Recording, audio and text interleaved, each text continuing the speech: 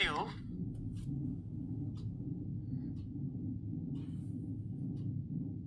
Abundance हो गया है, फ्रीक्वेंसी बाकी थी, फ्रीक्वेंसी लिया और ये सब आपने जोड़ दिया किसी भी स्पीशीज का। मान लीजिए आप स्पीशीज ए का ही क्या निकाल रहे हो, relative abundance, relative density, relative सब कुछ निकाला और सभी को जोड़ दिया, तो जोड़ देने पर आपको क्या मिलेगा, IVI वैल्यू। क्या मिलेगी, IVI वैल्यू।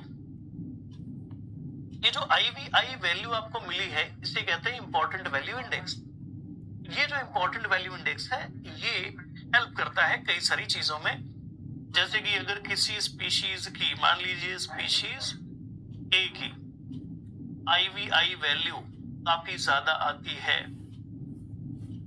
काफी ज्यादा आती है, हाई आती है, इसका मतलब ये माना जाएगा कि दैट स्पीशीज इज अबंडेंट।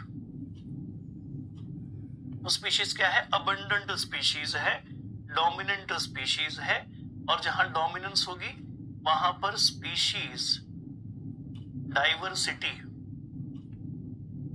कम होती है।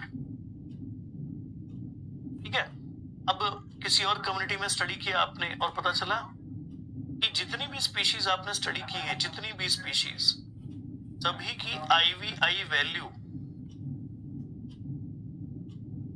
सभी की IVI वैल्यू ठीक ठाक है, मॉडरेट है, बहुत ज्यादा भी नहीं है, कोई बहुत कम भी नहीं है।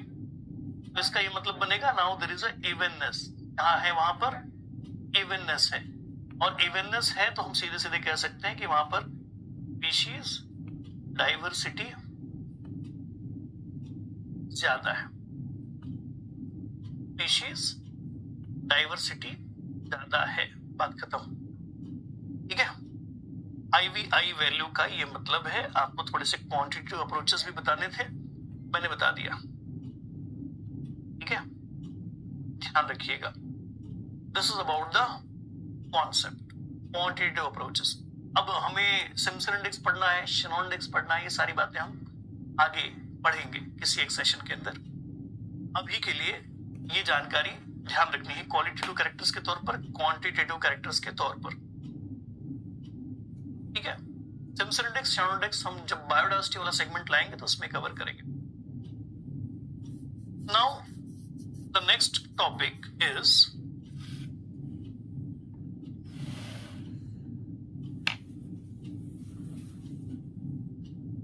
Community services. कम्युनिटी सर्विसेज में जो जानकारी आपको ध्यान रखनी है वो बड़ी बेसिक सी है। Means what kind of product और benefits we are getting from communities. जो कम्युनिटीज हैं उन कम्युनिटीज से हमें क्या क्या फायदा हो रहा है, क्या क्या बेनिफिट्स हमें हो रहे हैं, उनको हम एज अ सर्विसेज देख रहे हैं। ओके, तो कम्युनिटी सर्विसेज को लेकर के चर्चा अब हो रही है। कम्युनिटी सर्विसेज को कैटेगराइज किया गया है, सबसे पहला इज अ प्रोविजनिंग।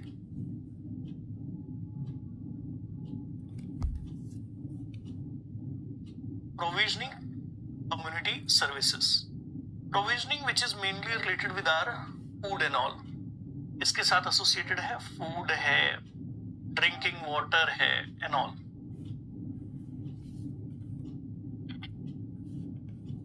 दूसरे जो कम्युनिटी सर्विसेज हमें मिल रहे हैं उसे कह दिया जाता है रेगुलेटरी। जितने भी कम्युनिटी सर्विसेज हैं उन सभी को कैटेगराइज कर दिया गया है कुछ कैटेगरीज के अंदर, रेगुलेटरी या रेगुलेटिंग, जिसमें आ जाता है क्लाइमेट एंड ऑल।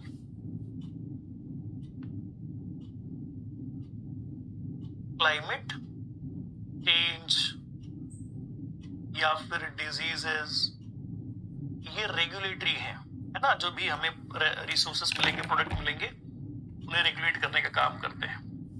फिर कुछ ऐसे भी पर्टिकुलर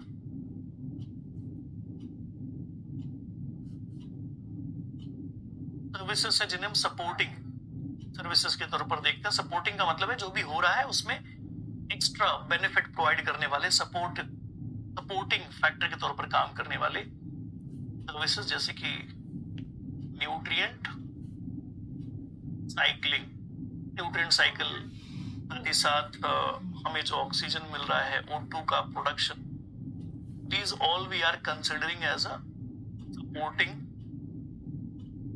services, क्योंकि इनके वजह से बहुत सारी चीजें जो है फंक्शनल बनी हुई हैं, जिंदा है, काम कर रही हैं। अगर ये ना हो तो फिर काम बिगड़ जाएगा। And finally the cultural,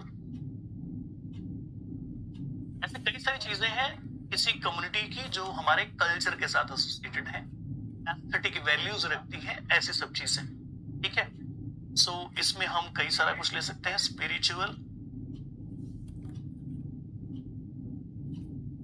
and recreational benefits.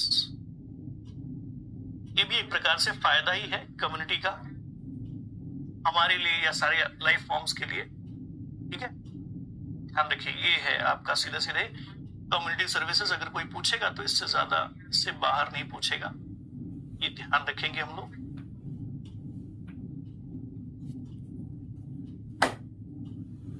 तो जल्दी से लिख लो ये जो भी दो बातें हैं, लिख करके हो जाए तो मुझे बताओ।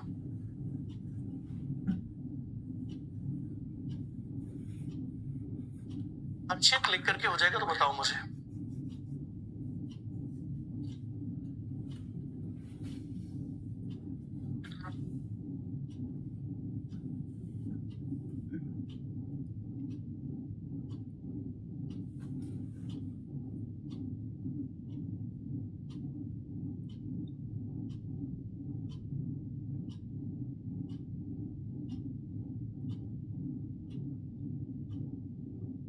चलो डन, ये वाला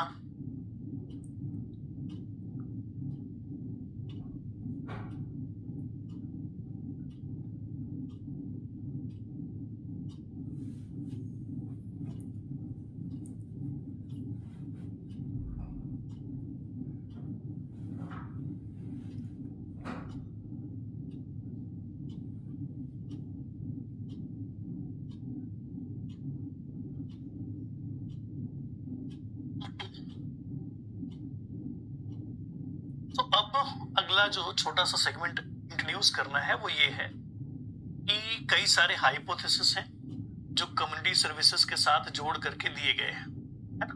छोटा सा एक सेगमेंट है, एक क्वेश्चन इसके ऊपर पूछा गया था, तो उसको ही हम यहाँ पर जल्दी से समझने की कोशिश कर रहे हैं। इकोलॉजी में स्पिरिचुअल का मतलब बेटा ये है कि हमारे आसपास में जो भी एनवायरनमेंट है, it is also benefiting in terms of this. जब कभी आप को बहुत ज्यादा टेंशन, बहुत ज्यादा चिंता, बहुत ज्यादा प्रेशर फील हो, तो समटाइम दीज नेचुरल रिसोर्सेस और communities they may provide you a peace, आपको शांति मिलती है यहाँ जा करके। तो कई बार आपने नोटिस किया होगा कि भाई जब आपको लगे कि नहीं आप थोड़ा सा चेंज चाहते हैं, आप जो रोजमर्रा का प्रेशर वाला लाइफ है उससे अलग जाना चाहते हो, तो हो सकता है आप आसपास के किसी गार्डन में विजिट करते हो या आसपास के किसी और नेचुरल जो भी प्लेसेस है वहां आप विजिट करते हो, जिससे एक तरह की शांति मिलती है, एक प्रकार का कंसंट्रेशन बिल्ड होना शुरू होता है और आप उस एनवायरनमेंट से निकलते हो। बस इसी से आप इसको रिलेट कर रहे हो, spiritual and recreational and all, ये सब चीज, राइट। साइकोलॉजिकल जो कॉन्सेप्ट से, साइकोलॉजिकल कंडीशन से बाहर आने के लिए, इस तरह से बस। तो कई सारे जो कॉन्सेप्ट हैं, कई सारे जो हाइपोथेसिस हैं, उनको लेकर के डिस्कस हो रहा है। That is about the community services. कुल मिलाकर के 5 हाइपोथेसिस हैं और ये सारे के सारे हाइपोथेसिस रिलेटेड हैं विद द कम्युनिटी सर्विसेज। जी हाँ,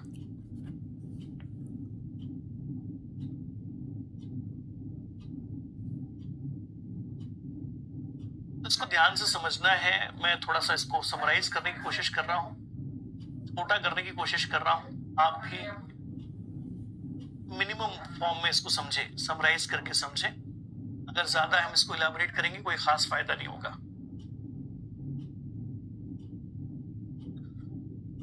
बढ़िया है।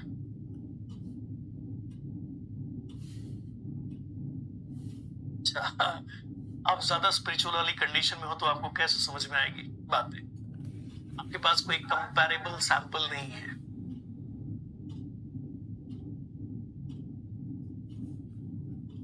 चलो कोई बात नहीं,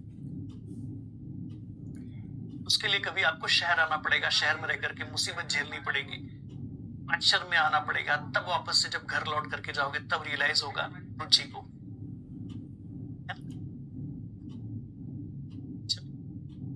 तो सबसे पहला जो हाइपोथेसिस है दैट इज कॉल्ड डाइवर्सिटी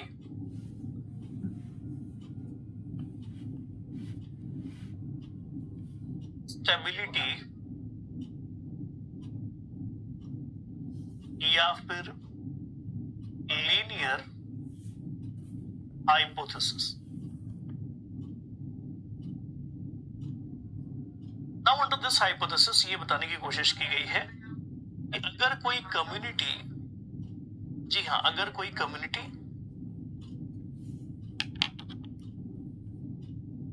के अंदर स्पीशीज रिचनेस है, मान लीजिए कोई कम्युनिटी है जहां पर स्पीशीज रिचनेस रिप्रेजेंट कर रखा है, यहां पर कम्युनिटी सर्विसेज की बात कर रहे हैं, ठीक है। इस जगह पर natural selection, sorry natural selection नहीं होगा, नेचुरल लेवल होगा।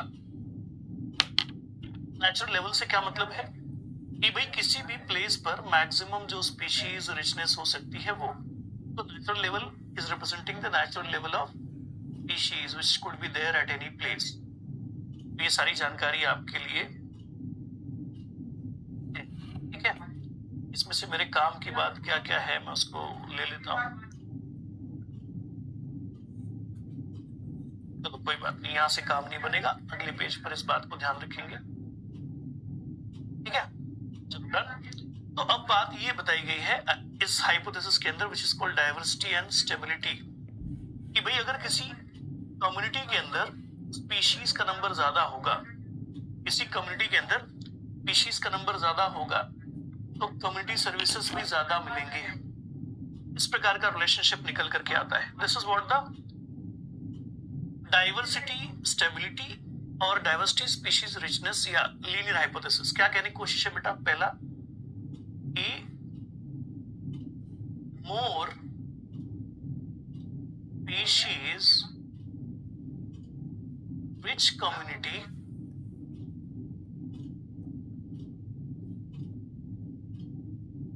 are more stable। जितनी ज्यादा होगी स्पीशीज रिचनेस उतनी ज्यादा होगी स्टेबिलिटी, और जितनी ज्यादा होगी स्टेबिलिटी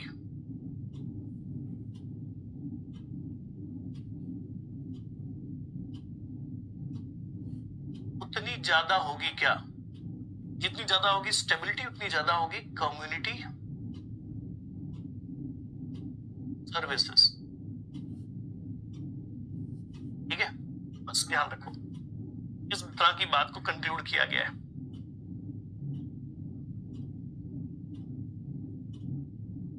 मैं फॉन्ट की साइज बड़ी तो कर सकता हूं बेटा, कोई इश्यू नहीं है। फॉन्ट की साइज में बड़ी तो कर सकता हूं, लेकिन फिर कम जगह में बहुत सारा डेटा नहीं आ पाएगा। चलो ठीक है, करता हूं। ये सबसे पहली हाइपोथेसिस है जो इस प्रकार से कुछ बात कहती है। Now introducing the next hypothesis.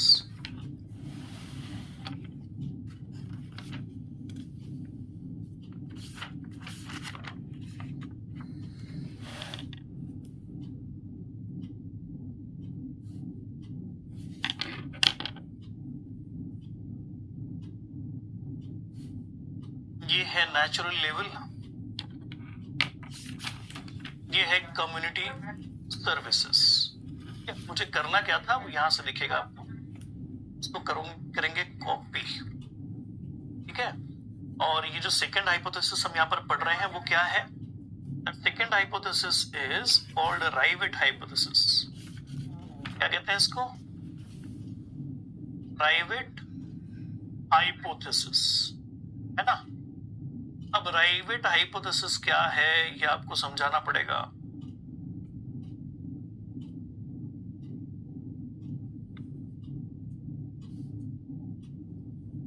थोड़ा बेटा सारे बच्चों के पास डीपीपी के क्वेश्चन होते हैं, ऐसा नहीं है कि कुछ लोगों के पास होगा कुछ लोगों के पास नहीं होगा, ठीक है।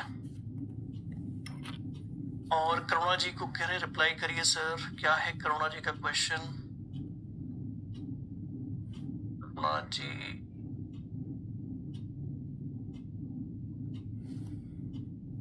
बेटा क्या क्वेश्चन है आपका? इसके पहले तो मुझे कोई क्वेश्चन आपके नाम से दिख नहीं रहा है।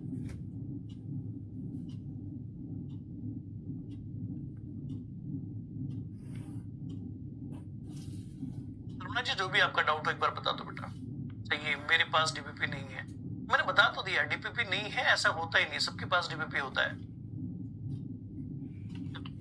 नेक्स्ट,